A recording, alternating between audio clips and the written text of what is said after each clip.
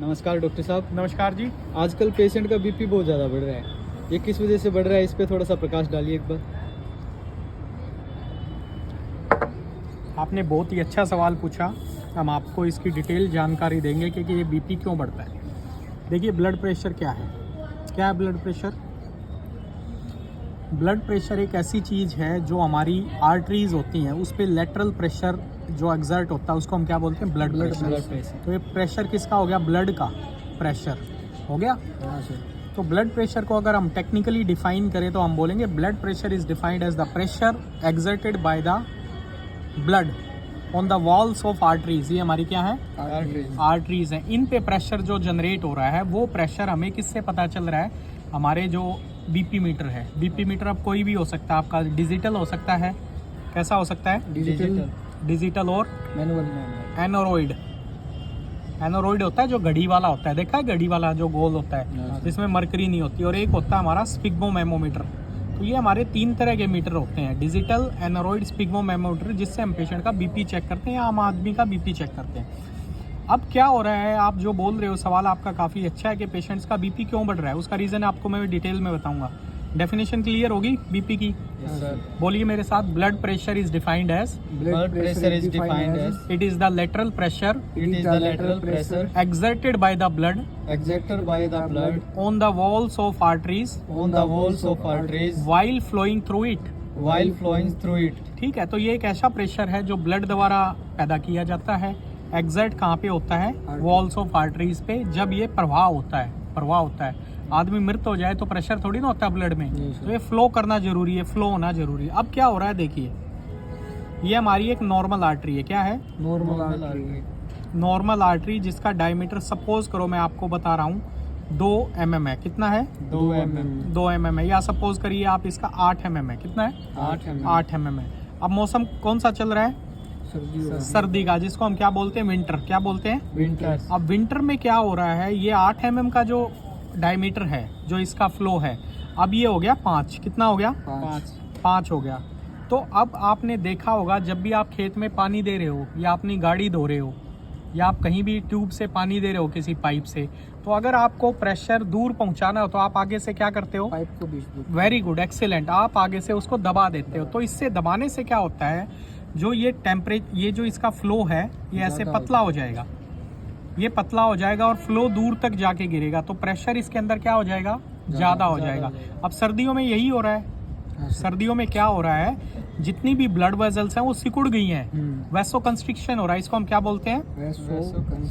Vaso constriction, यानी blood vessel का सिकुड़ जाना। अब सर्दियों में क्या हो रहा है, वैसो कंस्ट्रिक्शन के कारण बीपी जो है पेशेंट्स का बढ़ा हुआ आ रहा है। अब जो ऑलरेडी दवाई ले रहे थे, सपोज करो कोई पेशेंट टेल्मा ले रहा था, टेल्मा यानी टेल्मीसार्टन। टेल्मीसार्टन एक बेसिक दवाई है। वो कितनी ले रहा था? 40 mg ले रहा था, OD, once in a day, सुबह 10 बजे। लेकिन अब उसका टेल्मीसार्टन से काम नहीं चल रहा है। क्या हो रहा है? टेल्मीसार्टन से काम नहीं चल रहा। अब उसको क्या लेनी पड़ रही है? या तो टेल्मा 80 लेनी पड़ रही है या फिर टेल्मा AM करनी पड़ रही है। क्या करनी पड़ रही है? Telma AM। यानी उसकी डिमांड बढ़ गई है। क्या बढ़ गई है? डिमांड बढ़ गई है। और ये डिमांड ट्रांजिएंट है। क्या है? ट्रांजिएंट है। ट्रांजिएंट मतलब थोड़े समय के लिए, जैसे ही गर्मियां स्टार्ट होंगी ये उल्टा उसी डिमांड में आ जाएगा। क्लियर हो जाएगा? लेकिन अब हार्ट अटैक क्यों आ रहा है? अब ये देखिए, ये हमारा क्या है? हार्ट है। हार्ट में से कितने चैम्बर होते हैं हार्ट में? Very good, 1 2 3 4। Right atrium, right ventricle, left atrium, left ventricle. अब जो मेन ब्लड वेसल है वो हमारी कहाँ से निकलती है? लेफ्ट वेंट्रिकल से। कहाँ से? लेफ्ट वेंट्रिकल से निकलती है, जो पूरे शरीर में, हमारे ब्रेन में। मैं आपको डिटेल में इसकी पिक्चर समझाऊंगा, आप ध्यान से देखिएगा। पूरी ज़िंदगी काम आने की चीज़ है। किसी भी बीपी के पेशेंट को आप मैनेज कर सकते हो, उसके सवालों का जवाब दे सकते हो। क्योंकि पेशेंट आते ही बोलता है जी पिछले कई साल से मैं दवाई ले रहा था, मेरी डिमांड क्यों बढ़ गई? तो आपका जवाब यहाँ जाएगा। तो आप उसको सेटिस्फाई करते हो, माता जी थोड़े समय के लिए है, उसके बाद दोबारा आप इसमें शिफ्ट हो जाओगे। ठीक है, तो ये हमारा जो चैम्बर्स हैं यहाँ पे मैंने दिखा दिया आपको, RA, LA, ठीक है, RV, LV। तो लेफ्ट वेंट्रिकल से हमारी मेन ब्लड वेसल निकलेगी जो ऊपर ब्रेन में जाएगी और नीचे पेट में और नीचे पैरों तक ये डिवाइड हो जाएगी ऐसे करके। ठीक है, अब आप देखिएगा यहाँ पे ये हाथों में चली जाती है। ठीक है, ये इस हाथ में चली गई और यहाँ से ये ये साथ में चलेगी। क्लियर? Yes, तो sir. अब क्या हो रहा है, पूरी बॉडी का फ्लो क्या हो रहा है, वैसो कंस्ट्रिक्शन हो गया, सिकुड़ गई। Yes, sir. तो सिकुड़ गई तो प्रेशर कहाँ पे बढ़ेगा सारा।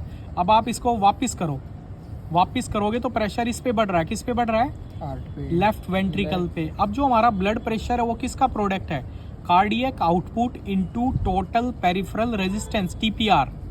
कार्डियक आउटपुट किसका है, cardiac output into total peripheral resistance. Peripheral resistance का मतलब है यहाँ पे जो रुकावट है। रेजिस्टेंस की डेफिनेशन फिजिक्स है, ये क्या है, Physics. फिजिक्स। रेजिस्टेंस मतलब रुकावट जो आ रही है फ्लो करने में, तो वो टोटल पेरिफेरल मतलब पूरी पेरिफेरी आर्टरीज का बॉडी का। तो अब वो क्या हो रहा है, वो बढ़ गया है।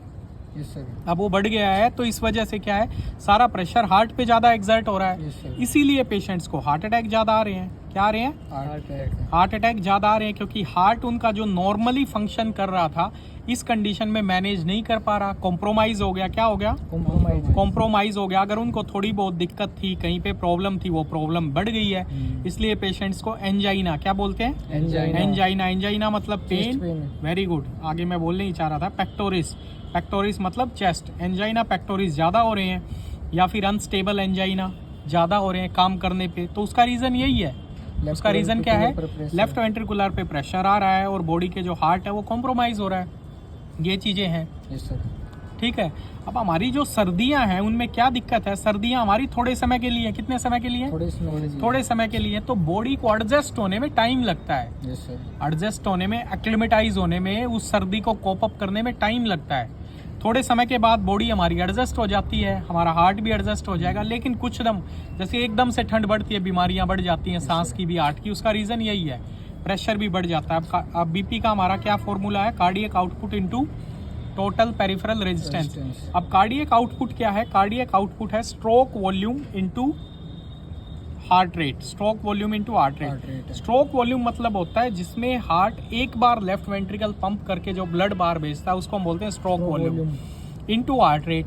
अब जितनी हार्ट रेट ज़्यादा होंगी उतनी कार्डियक आउटपुट ज़्यादा होगी। सपोज करो स्ट्रोक वॉल्यूम आ रही है 60 ml, कितनी आ रही है 60 ml. 60 ml और हार्ट रेट है 70, तो ये टोटल कार्डियक आउटपुट कितनी होगी 4200 ml। कितनी होगी 4200 ml। अब ये समझो स्ट्रोक वॉल्यूम तो सेम है, लेकिन किसी पेशेंट की हार्ट रेट होगी 140, तो कितना हो गया, कितना डिफरेंस हो गया, तो 4200 की जगह कार्डियक आउटपुट कितनी होगी 8400 ml होगी। कितनी होगी 8400 ml होगी। इसका ये रीज़न है, 8400 ml होगी। इसीलिए क्या है, हार्ट के पेशेंट, बीपी के पेशेंट इस दिन में ज़्यादा इंक्रीज हो रहे हैं। That is the most important reason, आप यहाँ पे देख सकते हैं।